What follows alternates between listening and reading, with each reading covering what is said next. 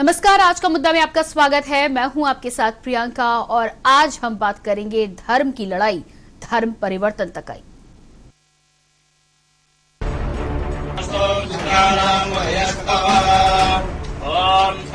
वसीम रिजवी था, आज के बाद इनका नाम जितेंद्र नारायण सिंह त्यागी होगा।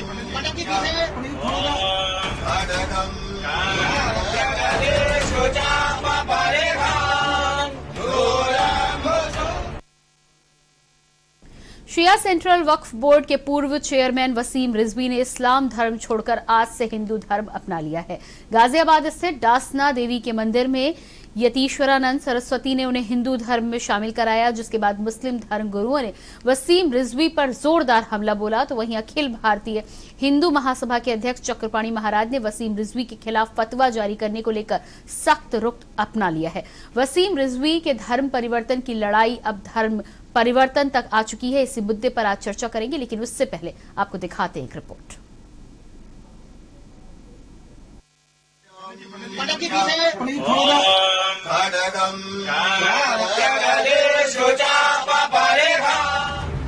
शिया सेंट्रल वक्फ बोर्ड के पूर्व चेयरमैन वसीम रिजवी ने सोमवार को इस्लाम धर्म का त्याग कर दिया और भगवा चोला पहन विधि विधान से हिंदू धर्म अपना लिया। उत्तर प्रदेश में वसीम रिजवी धर्म की लड़ाई लंबे समय से लड़ रहे थे और सोमवार को धर्म की लड़ाई धर्म परिवर्तन तक पहुंच गई। गाजियाबाद स्थित डासना के देवी मंदिर में यति नरसिंहानंद सरस्वती ने उन्हें हिंदू धर्म में शामिल कराया।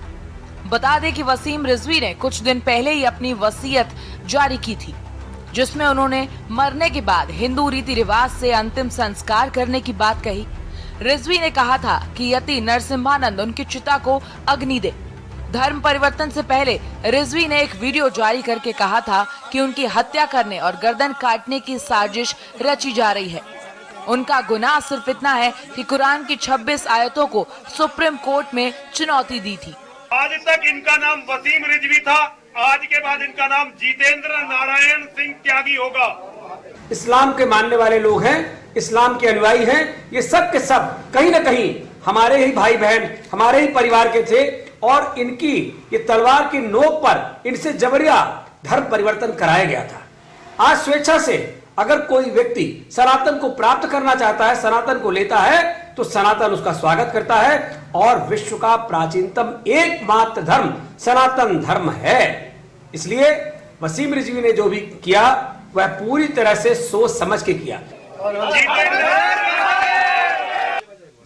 वसीम रिजवी ने धर्म परिवर्तन के बाद अपना नया नाम जितेंद्र नारायण सिंह त्यागी रखा।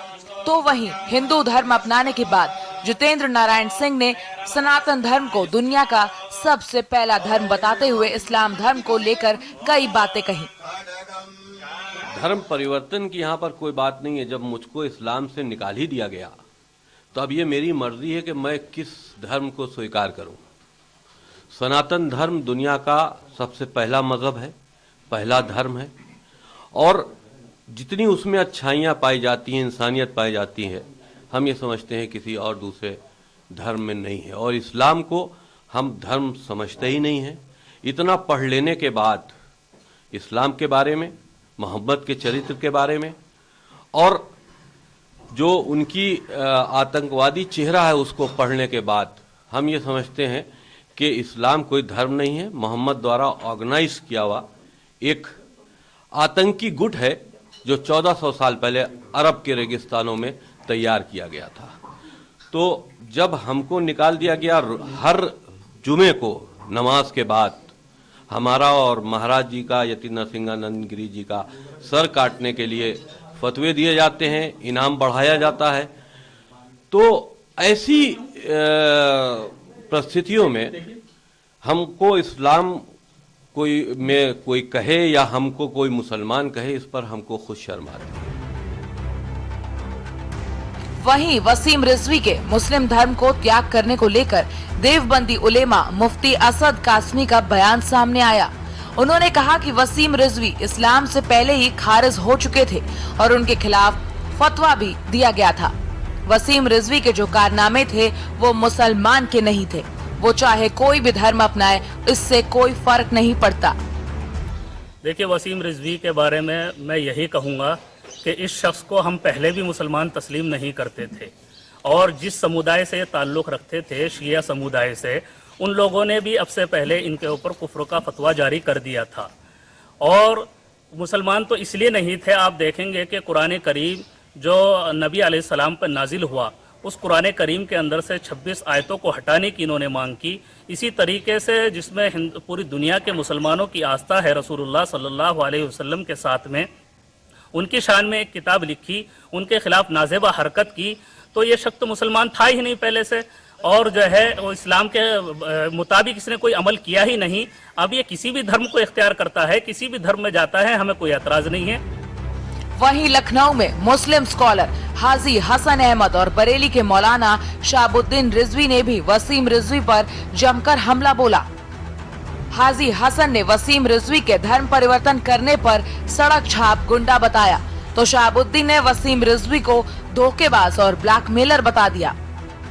भी है जिसने जो किया है, तो ये डासना गया है वहां जहां यति नरसिम्हानंद सरस्वती, जहां एक मासूम बच्चे के पानी पीने पे उसको मारा पीटा जाता है, उसको टॉर्चर किया जाता है। अगर कोई बच्चा रास्ता भूल जाता है, 4-6 साल का 6 साल का बच्चा जो अभी कुछ भी नहीं जानता, उसको आतंकवादी करार दिया जाता है। जहां से जो सांप्रदायिकता की प्राइमरी पाठशाला है वहां जाके इसने किया। अगर इसकी आस्था हिंदू धर्म में होती तो ये अयोध्या जाता, ये मथुरा जाता, ये काशी जाता, ये दुनिया भर के संस्थान है, किसी भी शंकराचार्य के पास जाके हिंदू धर्म को स्वीकार करता। लेकिन ये वहीं गया है जहां से सांप्रदायिकता का जहर फैलता है। कि पुष्पनाही आज जो बकवास बक रहा है और जो कारनामे अंजाम दे रहा है, इसमें सरकार की कहीं न कहीं पुष्पनाही हासिल है। इस वजह से ये वसीम रिजवी बढ़ चढ़ के इस्लाम के खिलाफ और इस्लाम के बुनियादी असास हैं उनके खिलाफ ये बोल रहा है। आज जहां तक हिंदू धर्म इख्तियार करने की बात है, तो वो पहले ही से मुसलमान नहीं था, और शिया लोगों ने, शिया उल्मा ने फतवा जारी करके इसको शिया मसलक से इसको खारिज कर दिया। तो बुनियादी बात समझने की ये है कि ये जिस मजहब में था उस मजहब का ये वफादार नहीं रहा, तो अब हिंदू मजहब में जा करके हिंदू मजहब का कैसे वफादार रह सकता है। मामले में हिंदू महासभा के राष्ट्रीय अध्यक्ष स्वामी चक्रपाणी महाराज ने रिजवी के धर्म परिवर्तन का स्वागत किया। साथ ये भी कहा कि कोई भी कट्टरपंथी उनके खिलाफ अब फतवा जारी करने का दुस्साहस न करे। वसीम रिजवी जी का बहुत बहुत मैं हिंदू सनातन धर्म में आने पर स्वागत करता हूं। अखिल भारत हिंदू महासभा, संत महासभा उनकी स्वागत करती है, और इसी के साथ मैं कहना चाहता हूं कि कोई भी कट्टरपंथी संस्थान जो बार बार बेवजह वसीम रिजवी साहब पे फतवा जारी किया करती थी, अब वो फतवा जारी करने का अधिकार नहीं है, क्योंकि वो उसके अंतर्गत नहीं आएंगे।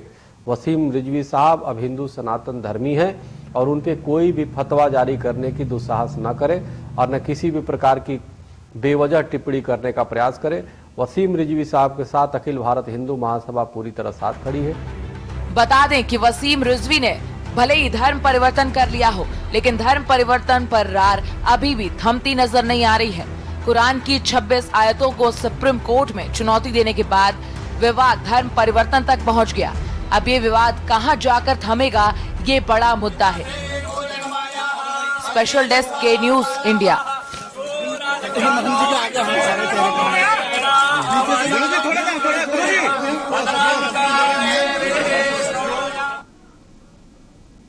तो जिस तरह से वसीम रिजवी ने आज हिंदू धर्म अपना लिया, एक तरफ हृदय परिवर्तन की बात यहाँ कही जा रही है, हृदय परिवर्तन से धर्म परिवर्तन तक का मामला आ रहा है। दूसरी तरफ मुस्लिम धर्म गुरुओं की बात करें तो पहली बात तो यहाँ पर यही है कि वो उन्हें पहले से इस्लाम में खारिज कर चुके थे, मुस्लिम मानने को तैयार नहीं है, और उसके बाद भी फतवे पे फतवे जारी किए जा रहे थे। आज इसी मुद्दे को लेकर हम चर्चा करेंगे। हमारे साथ तमाम लोग कुछ ही देर में मौजूद रहेंगे।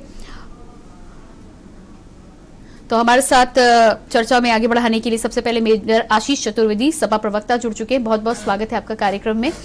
और इसके अलावा गौरव महेश्वरी भाजपा प्रवक्ता भी हमारे साथ जुड़े हैं। आपका भी बहुत बहुत स्वागत है कार्यक्रम में। सबसे पहले गौरव, आपसे सवाल करूंगी। पहला सवाल ये है कि जिस तरह से धर्म परिवर्तन आज वसीम रिजवी साहब ने किया है और उसके बाद हिंदू धर्म, उन्होंने सनातन धर्म अपना लिया है, सबसे बड़ी बात यहाँ पर देखने में जो आ रही है वो ये आ रही है कि हिंदू धर्म अपनाने के बाद तमाम मुस्लिम धर्म गुरुओं के द्वारा, तमाम मुस्लिम अनुयायियों के द्वारा जिस तरह से अभद्र भाषा का प्रयोग किया जा रहा है, जिस तरह से खरी खोटी सुनाई जा रही है, बड़ा सवाल ये है कि धर्म परिवर्तन कोई नया मामला नहीं है। अपनी इच्छा से धर्म परिवर्तन पुराने समय से होता आया है और जब हिंदू से मुस्लिम बनते हैं तब इतना हो हल्ला नहीं बचता। तो आज वसीम रिजवी ने धर्म परिवर्तन किया है तो इतना हो हल्ला क्यों?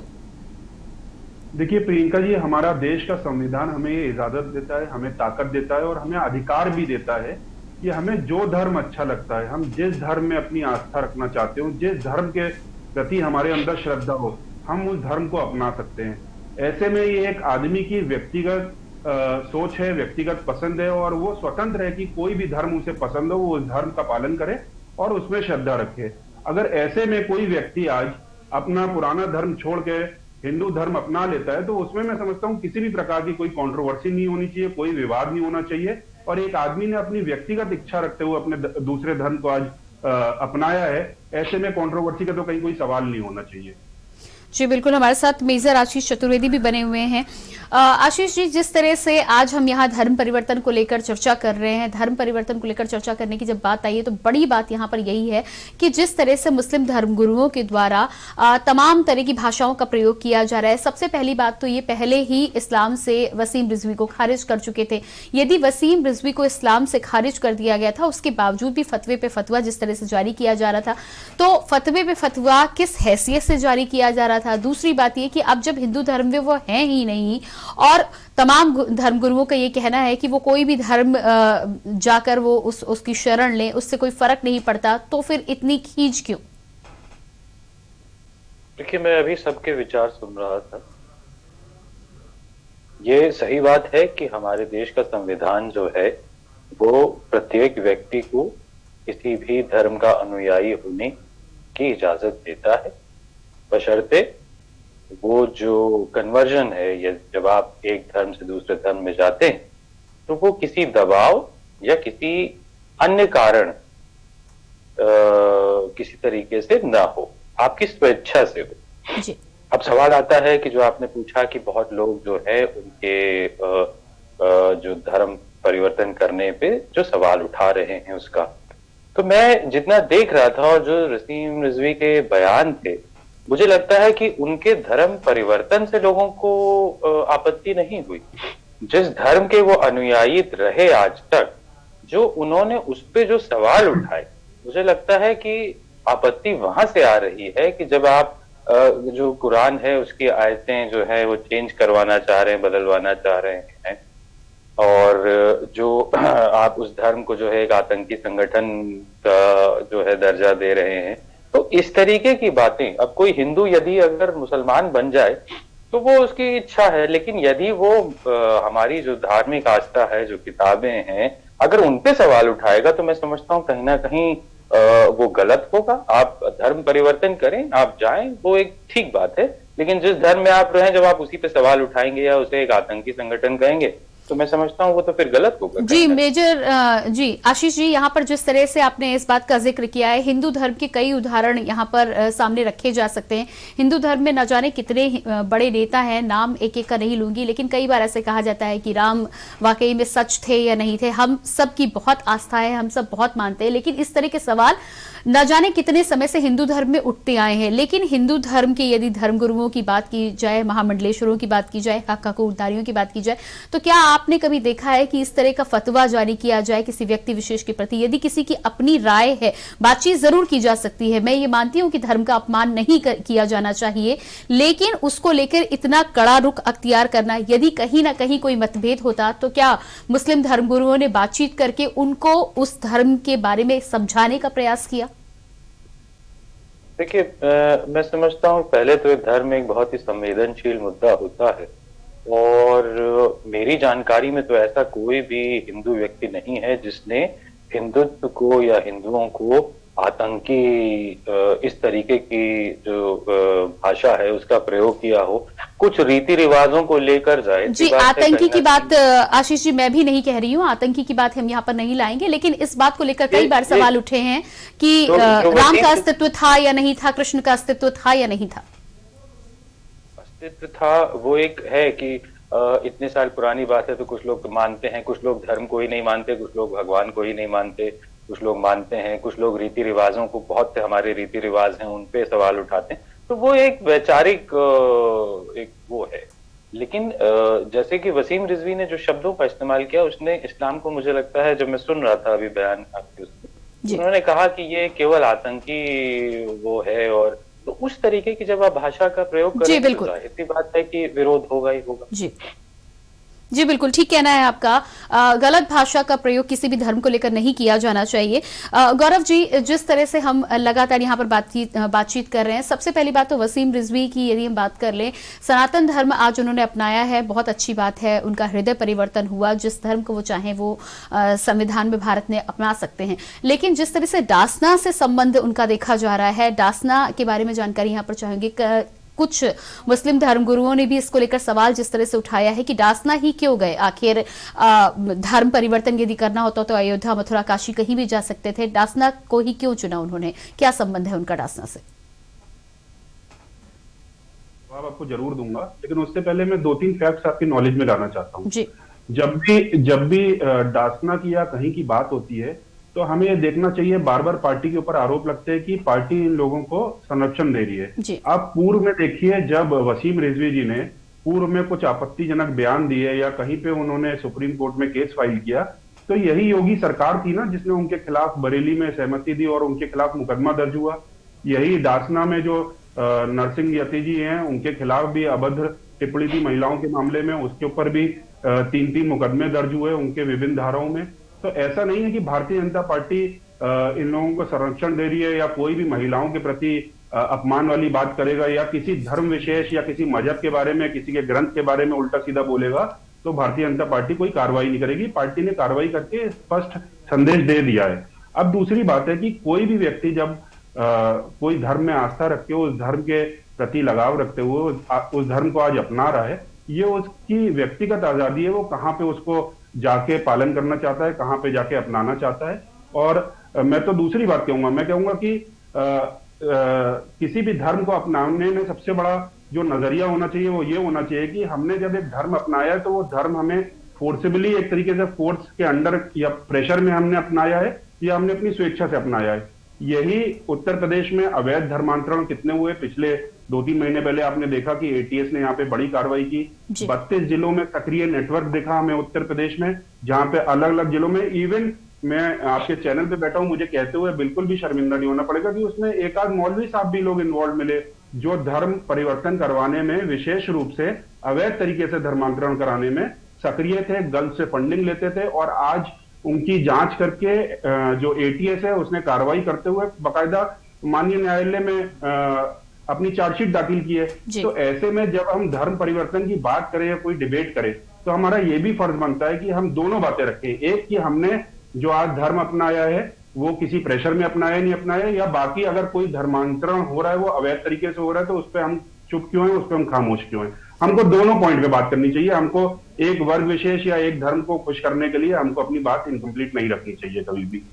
जी बिल्कुल आशीष जी, जिस तरह से आज हम धर्म परिवर्तन के लिए बात कर रहे हैं, लेकिन धर्म परिवर्तन के बाद वसीम रिजवी ने भी धर्म परिवर्तन के बाद जिस तरह से इस बात को माना है कि इस्लाम से जब उन्हें खारिज कर ही दिया गया था तो ये उनका व्यक्तिगत निर्णय, ये उनका व्यक्तिगत चुनाव था कि आखिर किस धर्म में उनको जाना था, किस धर्म के सहारे अपनी आगे की जिंदगी उन्हें चलानी थी। ये बेहद व्यक्तिगत राय थी। लेकिन यहाँ पर यदि हम इस्लाम की बात करें, हम इस्लाम धर्म की बात नहीं करेंगे। 26 आयतों की जो बात है, अभी कुछ ही देर में हमारे साथ मुस्लिम धर्मगुरु यदि जुड़ेंगे तो मैं उनसे जरूर जानना चाहूंगी कि आखिर वो कौन सा मतभेद था जिसको लेकर आगे यहां तक की नौबत आई है। लेकिन बड़ी बात यहां पर यह है कि इस्लाम की जब हम बात करते हैं, एक इस्लाम धर्म है, एक इस्लाम कट्टरपंथी एक ग्रुप जो है जो काम करता है। छोटी छोटी बातों को लेकर जिस तरह से लोगों पर दबाव बनाया जाता है, फतवा जारी किया जाता है, इस पर क्या कहना है आपका? क्या 21वीं सदी में यदि हम लड़कियों की बात कर ले, महिलाओं की आजादी की बात कर ले, हर चीज को लेकर 3 तलाक को को लेकर भी जब बिल पारित हुआ उसके बावजूद भी कई लोगों का विरोध देखा गया था इस बात को लेकर कि मुस्लिम धर्म में हस्तक्षेप नहीं किया जाना चाहिए। क्या लगता है आपको कि आज के समय में कट्टरपंथियों के द्वारा इस्लाम धर्म अपनी जगह बिल्कुल सही है, उसका हम सभी सम्मान करते हैं, लेकिन कट्टरपंथ को लेकर आप क्या कहना चाहेंगे? देखिए, फतवा या इस तरीके की चीजें मुझे लगता है अब ये कहीं ना कहीं पीछे छूटती जा रही हैं। ये केवल जो है मुंह ज़बानी चीज ही रह गई है। मेरे तो खुद ही लश्कर तौयबा का जो सरगना है हाफिज सईद, उन्होंने तो मुझे ही मारने के लिए फतवा दिया हुआ है। दुनिया का सबसे बड़ा आतंकी संगठन है वो। तो ये फतवा जो ये एक सब चीजें हैं, ये अब बहुत ज्यादा मुझे नहीं लगता कि ये मायने रखती हैं। हाँ, कट्टरपंथी किसी भी चीज को लेके अड़ियलपन का रवैया किसी भी धर्म में नहीं होना चाहिए, ना हिंदू धर्म में होना चाहिए, ना मुस्लिम धर्म में होना चाहिए। जमाना बदल रहा है। आज बहुत सी चीजें जो पहले रहा करती थी आज वो पीछे छूट रही हैं। आज की जनरेशन में आप देखिए कि इंटरकास्ट, इंटर रिलीजन मैरिजेस होती हैं, लेकिन हाँ कुछ लोग होते हैं जो धर्म की दुहाई देकर के उसको गलत बताते हैं। तो कुछ लोग इस तरीके के हैं, लेकिन आज से अगर आप 20-30 साल पहले देखें तो शायद इतना इंटर रिलीजन या इंटरकास्ट मैरिजेज नहीं होती थी, आज हो रही हैं। तो कहीं ना कहीं लोग जो है धर्म, जात, इन चीजों से पीछे छोड़ रहे हैं और आगे बढ़ रहे हैं, और डेवलपमेंट और ग्रोथ की बात होनी चाहिए। ये जो बहुत ज्यादा धर्म को जी आशीष जी, समाज की यदि बात करें तो समाज में अभी भी दो तबके मौजूद हैं। एक तबका जरूर आगे बढ़ रहा है, लेकिन एक तबका अभी भी पुरानी परंपराओं को कहीं ना कहीं पीछे रखना चाहता है और कहीं ना कहीं दबाव भी बनाया जाता है। इसको लेकर आगे भी हम बातचीत करेंगे, लेकिन फिलहाल वक्त तो चला एक छोटे से ब्रेक का। तो यहाँ पर आज के मुद्दा में हम बात कर रहे हैं जिस तरह से धर्म की लड़ाई धर्म परिवर्तन तक आई है। वसीम रिजवी ने आज सनातन धर्म को अपनाया है। इसको लेकर तमाम मुस्लिम धर्म गुरुओं ने जिस तरह से बयान सामने आए हैं, जिस तरह से उनका कहना है कि आखिर इतना ऐतराज क्यों। बड़ा सवाल यही है कि इतना ऐतराज क्यों है। आगे भी इसी पर हम चर्चा करेंगे, लेकिन फिलहाल रुकते एक छोटे से ब्रेक के लिए।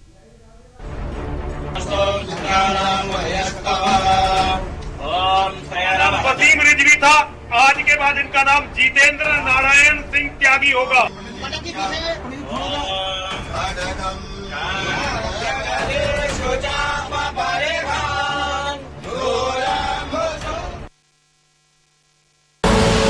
आप देख रहे हैं के न्यूज, खबरों का सारथी। उत्तराखंड की ग्रामीण महिलाएं आज पशुपालन और डेयरी उत्पादन से जुड़कर न सिर्फ खुद को आत्मनिर्भर बना रही हैं, बल्कि प्रदेश के विकास में भी बढ़ चढ़कर भागीदारी निभा रही हैं।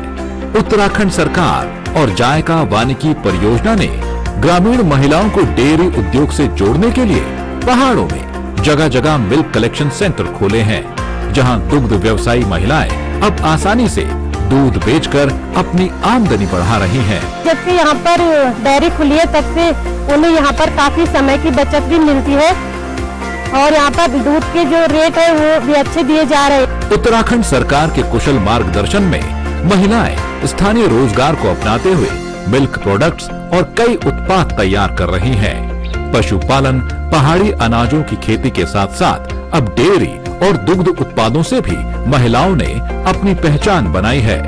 महिला सशक्तिकरण और स्वरोजगार का बेहतरीन उदाहरण बनी पहाड़ की महिलाएं कोरोना काल के बाद अपने लक्ष्य की ओर बढ़ते हुए मिल्क कलेक्शन सेंटर के सहयोग से पशुपालकों की आमदनी बढ़ाने में भी शानदार भूमिका निभा रही हैं।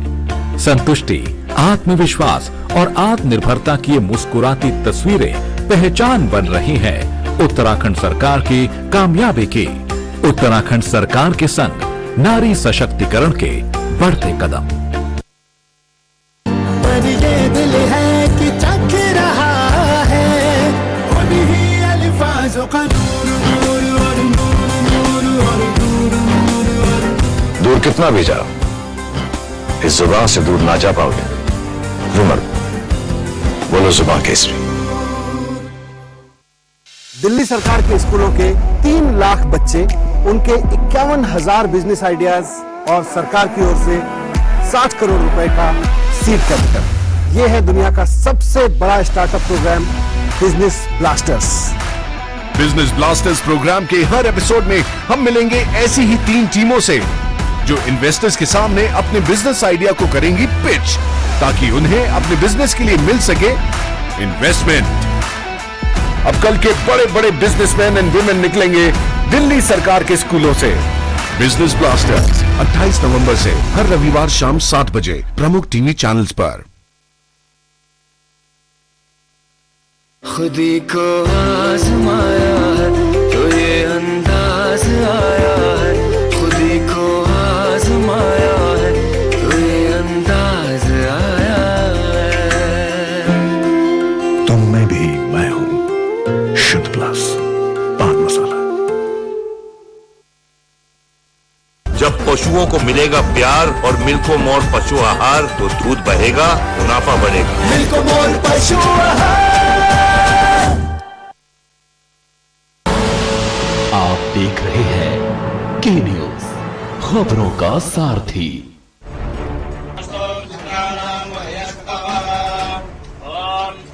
वसीम रिजवी था, आज के बाद इनका नाम जितेंद्र नारायण सिंह त्यागी होगा।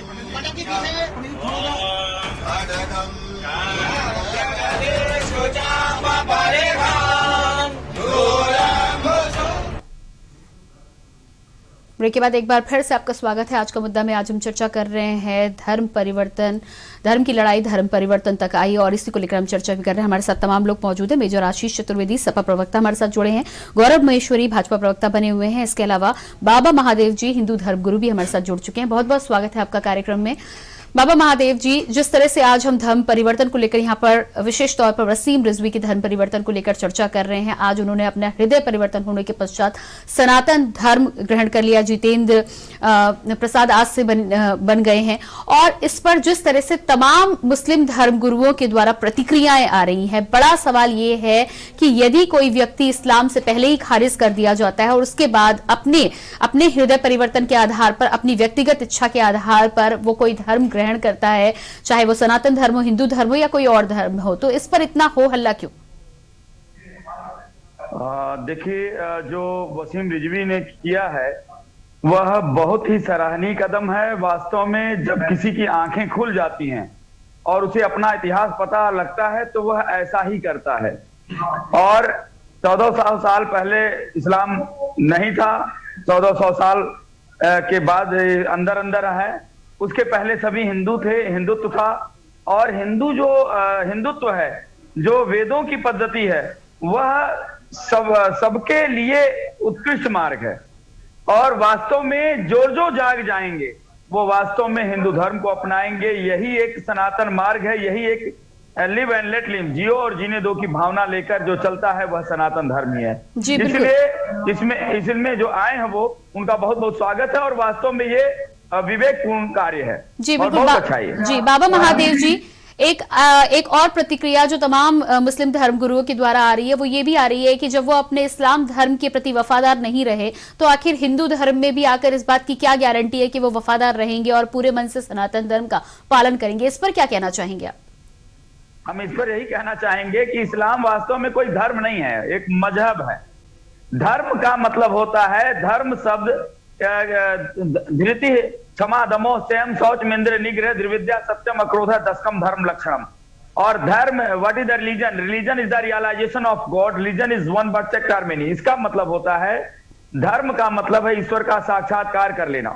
धर्म का मतलब है वह मार्ग जिससे समस्त दुर्गुण समाप्त होते हैं और सद्गुण जागृत होते हैं। मानवता आती है, सहिष्णुता आती है, सौहार्द आता है। और सनातन धर्म में एक पशु पक्षी, पीपल को भी जल देना, तुलसी को भी जल देना, हर जीव को भोजन देना, सहिष्णुता और सम्मान और शांति का मार्ग और जियो और जीने दो की जिसमें भावना है। सनातन धर्म किसी का गला काटना नहीं सिखाता, बर्बरता नहीं सिखाता, जालिमपना नहीं सिखाता औरतों को। और यहाँ पर कहा जाता है यत्र नारेषु पूजनते रमनते तत्र देवता, जहां पर नारियों की पूजा होती वहां देवता निवास करते हैं। तो सनातन धर्म यह सबसे उत्कृष्ट मार्ग है, निकृष्टता से उत्कृष्टता की ओर, पतन से उत्थान की ओर। और वास्तव में जो अपने नहीं हुआ वह दूसरे का कैसे होगा? वास्तव में जो तलवार की धम पर इस्लाम अपना लिए, वास्तव में वो दोगले हैं, वो गलत हैं। जो इस्लाम को छोड़ के हिंदुत्व में आ गए, वास्तव में वह अपनी गलती को सुधार कर आ गए। वही सही है, और वह जरूर होगा, क्योंकि वो अपने घर वापसी कर लिया, अपने जगह पर वापसी कर लिया, अपने पिता और अपने पूर्वजों के मार्ग का अनुसरण कर लिया, और वही सुख और शांति और भगवान के दरबार पे जगह पाएगा, और वह किसी का हत्यारा नहीं बनेगा, किसी को व्यर्थ नहीं सताएगा, बर्बरता पूर्ण कार्य नहीं करेगा, वो सबसे सुंदर होगा। जी बिल्कुल। गौरव जी, जिस तरह से बाबा महादेव जी ने हिंदू धर्म की परिभाषा दी है, हम सभी बात करते हैं सनातन धर्म सभी को अपनाने की बात करता है हमेशा से, लेकिन जिस तरह से सनातन धर्म अपनाने के बाद भी वसीम रिजवी का जो बयान आता है, इस्लाम के विरुद्ध जिस तरह का बयान आया है, इस्लाम को सीधी तौर पर जिस तरह से आतंकवादी गुट बताया है, आतंकी संगठन बताया है, इस पर आपकी क्या प्रतिक्रिया है? यदि हिंदू धर्म अपना लिया था, यदि इस्लाम को पीछे छोड़कर आ ही गए थे, तो क्या इस तरह की प्रतिक्रिया की आवश्यकता थी? पूर्व में पार्टी के जितने वरिष्ठ लीडर हैं, चाहे पार्टी के राष्ट्रीय प्रवक्ता रहे हो, चाहे बड़े लीडर रहे हो, सबने अगर कभी इन्होंने पूर्व में इस तरीके के बयान किए, सबने उसकी निंदा की, उसको एक तरीके से कंडेम किया। मैं आज भी आपसे दो बात बोलता हूं, धर्म कोई भी हो, सबका एकमात्र उद्देश्य होना चाहिए, जो कि स्वामी जी ने बोला कि जियो और जीने दो, हम शांति से भाईचारे से रह सकें, लेकिन उसकी तरफ रहने के साथ साथ हमें दूसरी तरफ ये भी देखना होगा कि अगर किसी को आप लोग को लगता है कि कोई गलती उन्होंने की है, कभी पूर्व में बयान देखे, तो दूसरी तरफ जो लोग उनका सर कलम करके 10 लाख रुपए देने की बात करते हैं, वो कहीं ना कहीं वो भी गलत है। तो ऐसे में जब हम धर्मांतरण की बात करते हैं कि कोई आदमी ने अपना धर्म छोड़ के दूसरा धर्म आज अपना लिया है, तो हम दूसरी तरफ ये बात जरूर करें कि एक तरीके से जो अवैध धर्मांतरण का गोरख धंधा चलाया जा रहा था, फैक्ट्रियां चलाई जा रही थी, आज वो भी ठीक नहीं है। हमारे उत्तर प्रदेश को कहीं ना कहीं मजहब, जाति और धर्म के गंदे एक तरीके से कुएं में धकेलने की पूर्व की सरकारों ने काम किया है। तो मैं यही कहना चाहूंगा कि वसीम रिजवी जी ने बहुत अपने विवेक से आज हिंदू धर्म को अपनाया है, तो ये इनकी व्यक्तिगत इच्छा है, उनकी स्वेच्छा से उन्होंने अपनाया है, तो इसके लिए उनका हिंदू धर्म में स्वागत है अगर उन्होंने उसको आज आके अपनाया है। जी बिल्कुल। आशीष जी, जिस तरह से गौरव जी का भी कहना है, यदि पूर्व में इस तरह का कोई बयान आया है, लेकिन हिंदू धर्म अपनाने के बाद भी वसीम रिजवी का जिस तरह से बयान आया है, आपका क्या कहना है? सनातन धर्म उन्हें अपने हृदय परिवर्तन के कारण अपनाया है, बहुत ही अच्छी बात है, लेकिन सनातन धर्म अपनाने के बाद भी हिंदू धर्म की सहिष्णुता की बात यदि हम करते हैं, जिस तरह से बाबा महादेव जी ने हिंदू धर्म की परिभाषा को बताया है, तो उन्हें उस परिभाषा का आगे पालन करना चाहिए। क्या लगता है आपको कि आगे आने वाले समय में वसीम रिजवी को अपने द्वारा दिए गए बयानों पर अधिक सोच समझ पर बातचीत करनी चाहिए? क्योंकि हिंदू धर्म अपनाने के बाद भी यदि हम इस्लाम के खिलाफ जहर उगलते हुए नजर आते हैं, तो कहीं ना कहीं हिंदू धर्म का भी अपमान होगा। जाहिर सी बात है कि कोई भी इस तरीके की जो कहते हैं अमर्यादित भाषा या विचार रखना मुनासिब नहीं होगा, सही नहीं होगा। देखिए, हर एक धर्म का, हमारा देश जो है एक सेक्युलर देश है। हम किसी भी धर्म, चाहे कोई भी धर्म हो, उसके खिलाफ बोलना, उसका किसी भी तरह प्रचार करना, उसे गलत मानते हैं, वो इस देश के संविधान में नहीं है। यदि कोई भी व्यक्ति ऐसा करता है अपने निजी स्वार्थ के लिए, किसी भी स्वार्थ के लिए, तो निश्चित रूप से ऐसे व्यक्ति के ऊपर देश के संविधान के मुताबिक जो कानूनी कार्रवाई है वो निश्चित रूप से होनी चाहिए। और वसीम रिजवी को जो है इस तरीके की भाषा, इस तरीके के विचार नहीं रखने चाहिए। अब अगर हिंदू धर्म में आए हैं तो हिंदू धर्म को जाने, उसे केवल जी बिल्कुल। बाबा महादेव जी भी कुछ कहना चाह रहे हैं। जी बाबा जी, क्या कहना चाह रहे हैं आप? जी, आपसे अनुरोध करेंगे अपने फोन के अनम्यूट बटन को आप एक बार चेक कर लें ताकि आपकी आवाज। जी हेलो, आवाज आ रही है? जी बिल्कुल। तो जो ये कहा जा रहा है कि वो गलत कर रहे हैं, वास्तव में सच को वो उजागर कर रहे हैं। मैंने उनके किताब की कुछ पंक्तियां पढ़ी हैं, पूरा तो नहीं पढ़ पाया, लेकिन मुझे एक बात लगा कि उन्होंने, और मैंने पूछा भी कुछ लोगों से जो इस्लाम के जानकार हैं कि क्या मतलब उन्होंने कुछ गलत कहा है, तो बोले नहीं, वो उन्होंने वही कहा है जो हदीस में है, जो कुरान में है, जो मोहम्मद साहब की जीवनी से। तो अगर किसी को सत जनाना चाहते हैं वो, और उनके जीवनी को जनाना चाहते हैं, तो कोई गलत नहीं कर रहे हैं। और ये बुराई नहीं है, ये तो बहुत अच्छी बात है कि सत्य को, अगर सत्य कड़वा है तो क्या कहा जाएगा, तो इसलिए इस्लाम की सच्चाई रख रहे हैं तो उनको गलत नहीं कहा जाएगा। ये तो हमारा शास्त्र ग्रंथ कहता है कि सच बोलना चाहिए चाहे कितना भी। जी बिल्कुल बाबा महादेव जी, इस्लाम में रहकर वो इस्लाम की सच्चाई बाहर लाना चाहते थे, वो तो ठीक है, लेकिन आपको क्या लगता है कि सनातन धर्म अपनाने के बाद भी यदि वो इस तरह इस्लाम धर्म की बात को आगे रखते हैं तो क्या तब भी गलत नहीं होगा?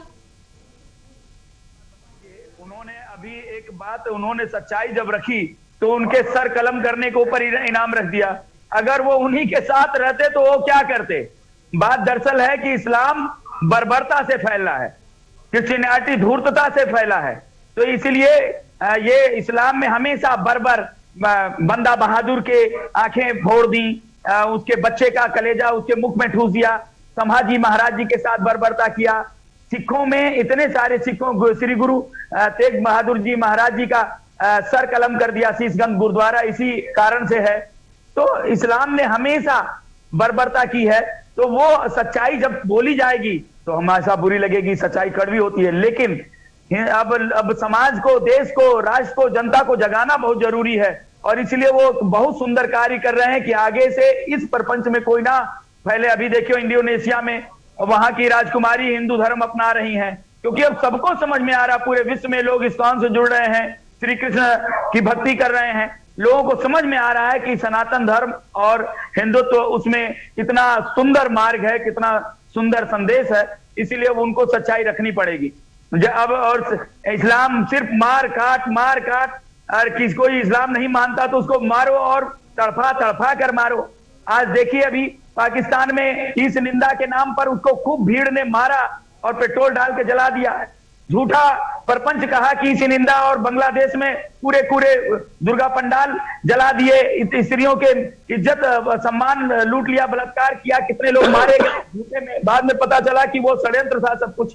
तो कहने का तात्पर्य है, लेकिन सनातन धर्म में कभी भी किसी को भी व्यर्थ नहीं सताया जाता और व्यर्थ सताने की बात नहीं करते। जी बिल्कुल। हमने तो एक आज एक और बात कर रहे हैं, अभी किसी साइंटिस्ट ने और किसी हालांकि वो किसी पुरातत्वविद ने एक बात बताया कि अगर 100 मस्जिदों को तोड़ा जाए तो 90 मस्जिद किसी ना किसी धर्म स्थल पर तोड़कर बने हुए मिलेंगे, लेकिन पूरे भारत में कोई एक भी मस्जिद के ऊपर तोड़कर मंदिर बना हुआ नहीं मिलेगा। जी बिल्कुल, तो इसलिए एक बड़ी विचित्र बात है। जी बिल्कुल। गौरव जी आपके पास आएंगे। गौरव जी, जिस तरह से हम यहाँ पर बातचीत कर रहे हैं, हिंदू धर्म की जब हम बातचीत कर रहे हैं, यकीनन इस्लाम धर्म की यदि बात करें और कट्टरपंथी, खासतौर से कट्टरपंथी लोगों की यदि हम बात करें, तो हर धर्म में जिस तरह से कुछ कट्टरपंथी लोग होते हैं और उनकी वजह से खासतौर से पूरा मजहब बदनाम होता है। तो ऐसे में जब हम बातचीत करते हैं, वसीम रिजवी साहब की बातचीत कर ले या हिंदू धर्म के तमाम अन्य लोगों की बातचीत कर ले, यदि एक मजहब में ऐसा होता है तो हमें उसे बैलेंस करने के लिए, कम करने के लिए क्या करना चाहिए? यदि हम भी वही रास्ता अपनाएंगे तो ये दुनिया तो पूरी तरह से अखाड़े में बदल जाएगी। क्या कहना है आपका? देखिए प्रियंका जी, ऐसा है कि जब धर्म में अगर कहीं पर किया जा रहा है, कहीं पर इस निंदा के नाम पर बेगुनाह को जला दिया जाता है, कहीं पर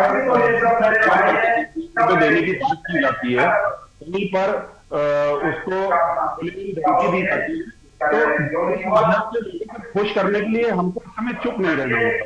तो मैं बार बार कह रहा हूँ, बड़े जिम्मेदारी में सरकारें करती रही है। मेरे को एक पार्टी ऐसी बता दीजिए प्रदेश में जिसने ये कहा हो आगे आकर कि एटीएस ने जो अवैध धर्मांतरण पे लोगों को पकड़ा है, चाहे उसमें मौलवी लिप्त रहे हो, चाहे 30 से ऊपर लोग अलग अलग 32 जिलों में लिप्त रहे हो, ये गलत था। जी बिल्कुल, वो गलत था। जिम्मेदारी के साथ ये स्टेटमेंट नहीं दिया। और मैं तो बड़ा हैरान हूं कि अभी पिछली डिबेट में समाजवादी पार्टी के प्रवक्ता बैठे हुए थे, तो हमारे साथ आशीष जी है, मैं तो देख रहा हूँ बड़ी सुलझी हुई बात के आमने सामने डिबेट पे हूँ, लेकिन प्रवक्ता बैठे हुए तो एटीएस की सारी फर्जी कार्रवाई की। एटीएस जो कि अपने आप के लिए, अपनी जिम्मेदारी के लिए जानी जाती है, बड़ी कार्रवाइयों के लिए जानी जाती है, आपने साफ साफ आके टीवी चैनल पे नकार दिया कि वो झूठी कार्रवाई कर रही है, बेगुनाहों को फंसा रही है। आपको बताना चाहता हूं जिम्मेदारी से कि उन्होंने माननीय न्यायालय में चार्जशीट दाखिल की है और पूरा गल्फ कंट्री से अवैध कनेक्शन, 30 लाख 50 लाख रुपए फंडिंग का पूरा हवाले के जरिए पैसा ट्रांसफर होना, पूरा एक रैकेट भंडाफोड़ किया है। तो ऐसे में अगर आज कहीं पे हमारे समाज में एक धर्म में कुछ लोग अगर गलत इन्वॉल्व हैं, गलत कर रहे हैं, और कोई पार्टी उसके वोटों को साधने के लिए उसको बिल्कुल भी गलत न करे और एक लगातार हिंदू धर्म का अपमान करती रहे, तो ये भी बिल्कुल बर्दाश्त नहीं किया जाएगा। और योगी सरकार, मैं आपको ईमानदारी से बोलना चाहता हूं कि बहुत प्रतिबद्ध है, चाहे हिंदू हो, मुसलमान हो, सिख हो, ईसाई हो, उसको किसी भी राज्य की कोई भी योजना हो या केंद्र सरकार की योजना हो, बिना डिस्क्रिमिनेट किए हुए हम लोग आखिरी अंत्योदय तक उसको लाभ पहुंचाने की कोशिश कर रहे हैं। लेकिन हाँ, अगर किसी धर्म में अवैध होगा, कुछ गलत चीजें होंगी, कोई अवैध धर्मांतरण होगा, गलत काम किए जाएंगे, तो उसके ऊपर खुलकर निंदा करने की हमको जरूरत है। हमको उसको वोट साधने के काम करने की अब आदत छोड़ देनी चाहिए, जो पार्टियां करती आ रही हैं। जी बिल्कुल। आशीष जी भी हमारे साथ समाजवादी पार्टी से बने हुए हैं। आशीष जी, जिस तरह से यहाँ पर लगातार हम चर्चा कर रहे हैं, धर्म परिवर्तन की जब बात आती है तो एक बड़ा तबका, एटीएस की भी बात कर लें और इससे पहले भी लंबे समय से देखा जा रहा है, मुस्लिम धर्म में विवाह के लिए, शादी के लिए भी धर्म परिवर्तन कराया जाता है और प्राचीन लंबे समय से ये प्रक्रियाएं चलती चली आ रही हैं।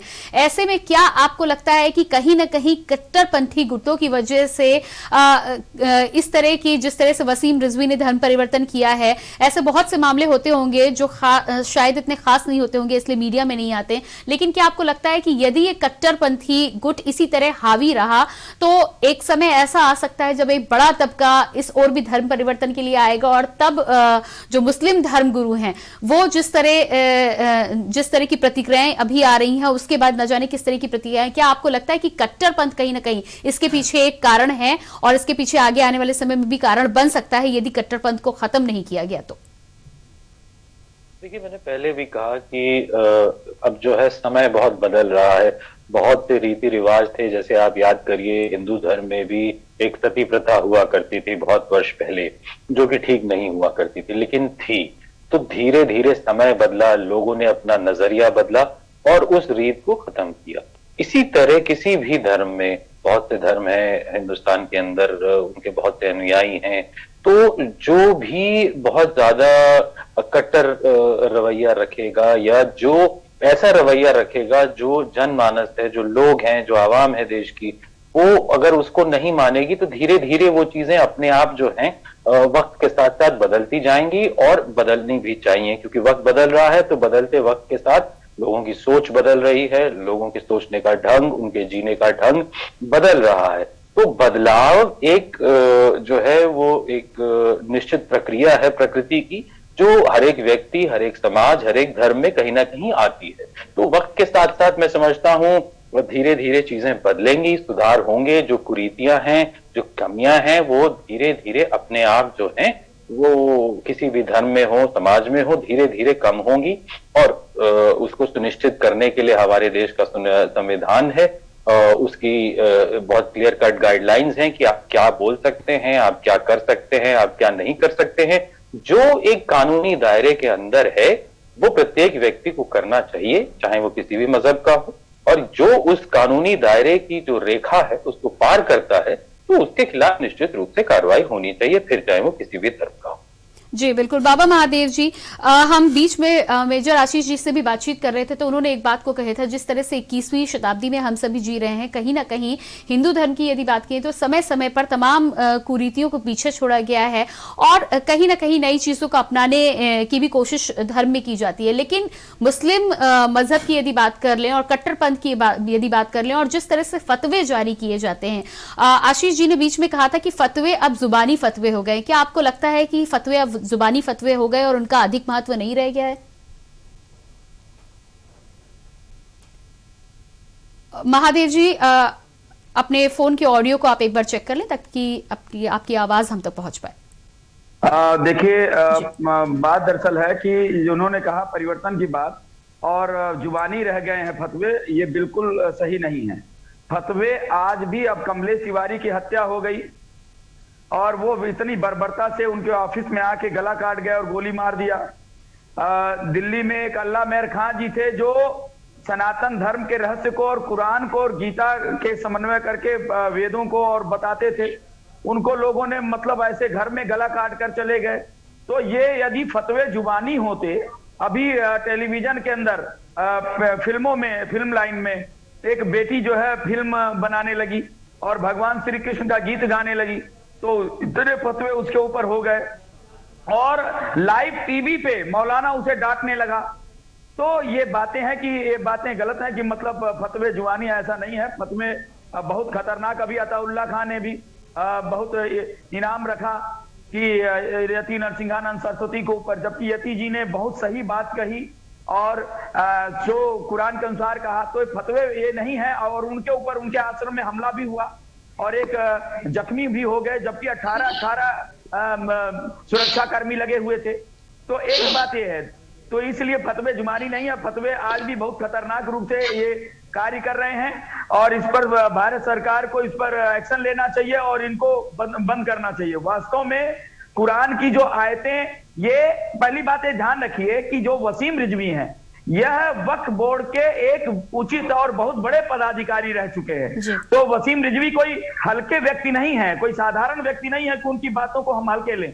वो बहुत विशेष और बहुत खास व्यक्ति हैं। उन्होंने बहुत सोच समझकर विवेकपूर्ण पहले पूरा इस्लाम को उन्होंने मंथन किया और उसके पश्चात उन्होंने समझ बूझ कर ये समझ लिया कि अगर कोई धर्म है सच्चा में तो वह सनातन धर्म है और उसके एक एक कार्य लॉजिकल है, मानवता के हितार्थ हैं।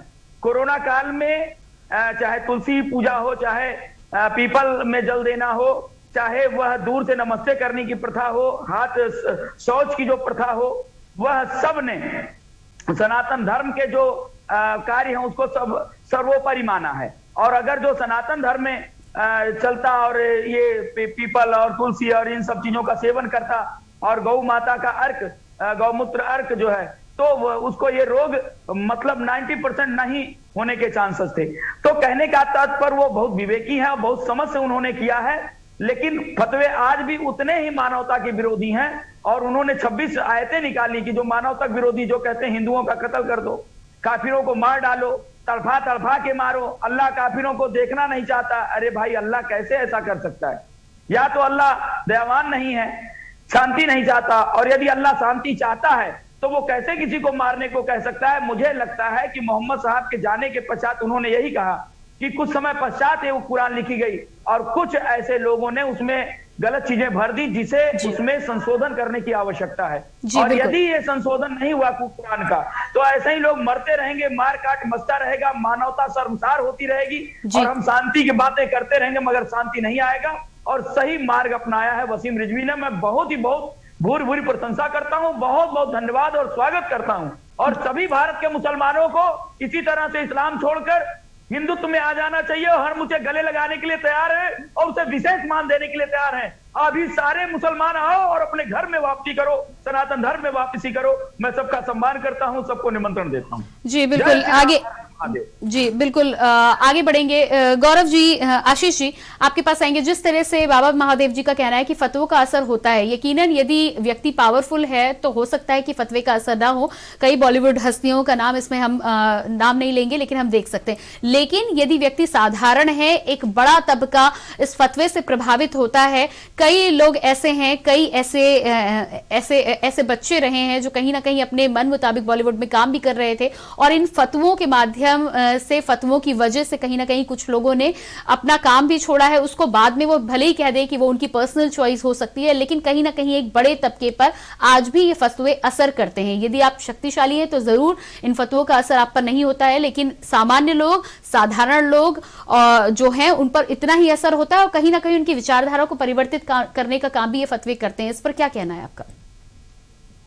देखिए, मैं तो यही कहूंगा कि मैंने तो किसी और का एग्जाम्पल नहीं दिया, मैंने तो अपना खुद का एग्जाम्पल आपको दिया कि मुझे मारने का फतवा तो लश्कर-ए-तोयबा ने दिया। उससे बड़ा आतंकवादी संगठन तो पूरी दुनिया में नहीं है और दुनिया में सबसे बड़ा आतंकवादी वही है हाफिज सईद, जो उसका सरगना है। वो तो उसने मुझे मारने का फतवा दिया हुआ है। तो ऐसा नहीं है। देखिए, कहीं ना कहीं कोई ना कोई क्राइम हुआ होगा कहीं ना कहीं, तो निश्चित रूप से अगर कानून के खिलाफ कोई भी कार्रवाई हो रही है कहीं ना कहीं, तो जाहिर सी बात है उस पर कार्रवाई होनी चाहिए और उस पर कार्रवाई करने की जिम्मेदारी शासन और प्रशासन दोनों की बनती है कि वो सुनिश्चित करे कि कानून की रेखा को पार करने का हक किसी को भी नहीं है, किसी धर्म, किसी को भी नहीं है, क्योंकि हमारा देश संविधान से चलता है, उसी से चलेगा आने वाले समय में।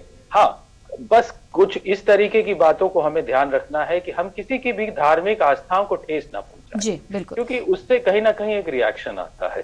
तो जो भी व्यक्ति किसी भी धर्म या धार्मिक आस्थाओं को ठेस पहुंचाता है, निश्चित रूप से उसके खिलाफ कार्रवाई होनी चाहिए, जो भी देश के कानून में है। जी बिल्कुल। और इसी के साथ समय यहाँ पर समाप्त होने को है, तो मेजर आशीष आपका बहुत बहुत धन्यवाद अपना समय देने के लिए। गौरव जी आपका भी बहुत बहुत धन्यवाद, और बाबा महादेव जी आपका भी बहुत बहुत धन्यवाद अपना कीमती समय हमें देने के लिए। तो लगातार आज के मुद्दा में आज हम धर्म परिवर्तन को लेकर चर्चा कर रहे थे। धर्म परिवर्तन को चर्चा में एक बड़ी बात ये सामने है कि धर्म कोई भी हो, कट्टरपंथ को जगह धर्म में नहीं मिलनी चाहिए। जहां भी कट्टरपंथ को जगह मिलती है, कहीं ना कहीं वहां पर लोगों पर जो कट्टरपंथी सोच है वो हावी होती हुई नजर आती है, और ऐसे में इस तरह के मामले आगामी समय में सामने आ सकते हैं। तो कुल मिलाकर धर्म हर किसी का अपना होता है, हर किसी को संविधान में अपना धर्म मानने का हक है। कट्टरपंथ को कहीं भी जगह नहीं मिलनी चाहिए। आज का मुद्दा में फिलहाल इतना ही। बाकी खबरों के लिए आप लगातार देखते रहिए के न्यूज। मुझे दीजिए इजाजत, नमस्कार।